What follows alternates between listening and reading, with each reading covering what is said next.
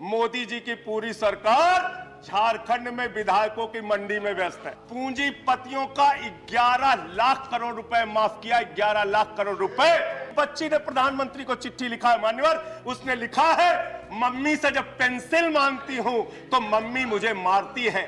नौजवान कहता है नौकरी दे दो, सरकार कहती है पैसा नहीं है, अग्निवीर लेके 4 साल की नौकरी करो।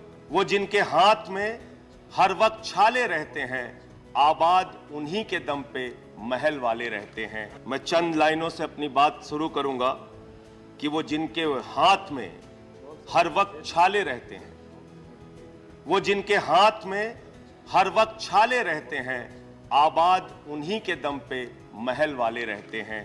ये देश जिनके हाथ में छाले हैं मान्यवर, उन्हीं के दम पर है, उन्हीं के दम पर है। लेकिन ये सरकार किसके लिए काम कर रही है?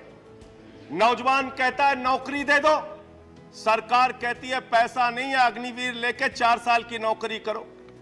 भारत की सेना कहती है पैसा दे दो, सरकार कहती है तुम्हारे बजट का 63,000 करोड़ रुपए कम करेंगे। माताएं बहनें कहती हैं गैस का सिलेंडर बढ़ गया, बच्चे के दूध का दाम बढ़ गया, आटा दाल चावल महंगा हो गया, उसको कम कर दो, सरकार कहती है पैसा नहीं है। किसान कहता है फसल का दाम दे दो, फसल का दाम दे दो, सरकार कहती है पैसा नहीं है।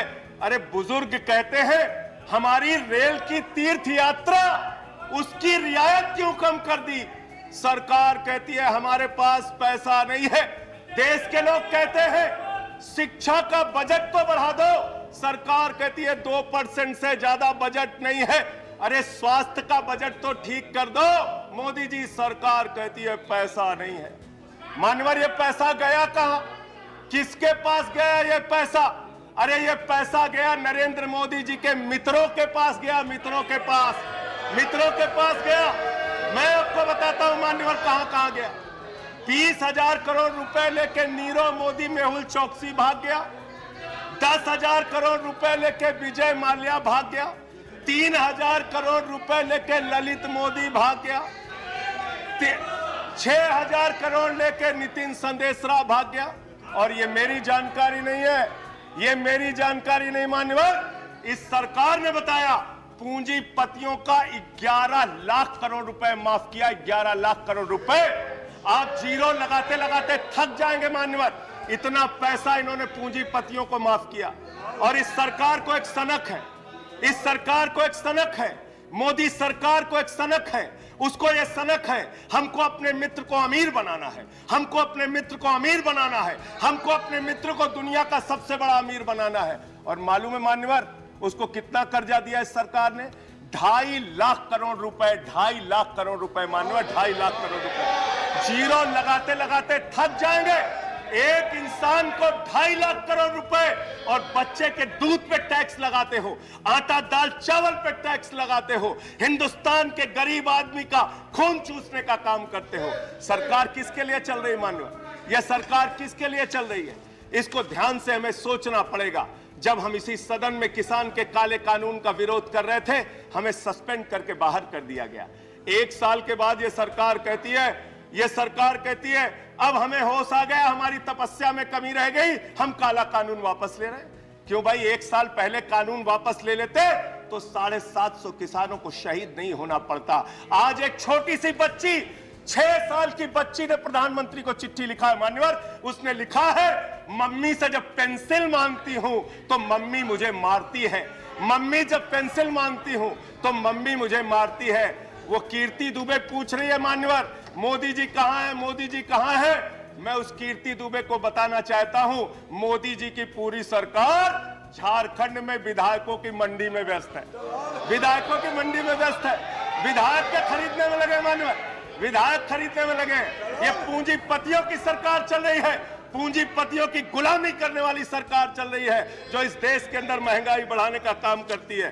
गरीब के लिए खाने के लिए पैसा नहीं, 800 दवाओं पर, कैंसर की दवा पे, किडनी की दवा पे, टीबी की दवा पे आपने दाम बढ़ा दिया, आपने अस्पताल के कमरे तक पे दाम बढ़ा दिया। आपकी सरकार डीएचएफएल के लिए काम करती है। 34,000 करोड़ रुपए बैंकों का घोटाला डीएचएफएल ने किया और 29 करोड़ रुपए भारतीय जनता पार्टी को चंदा दिया है। मान्यवर, इनसे हिसाब मांगना चाहिए।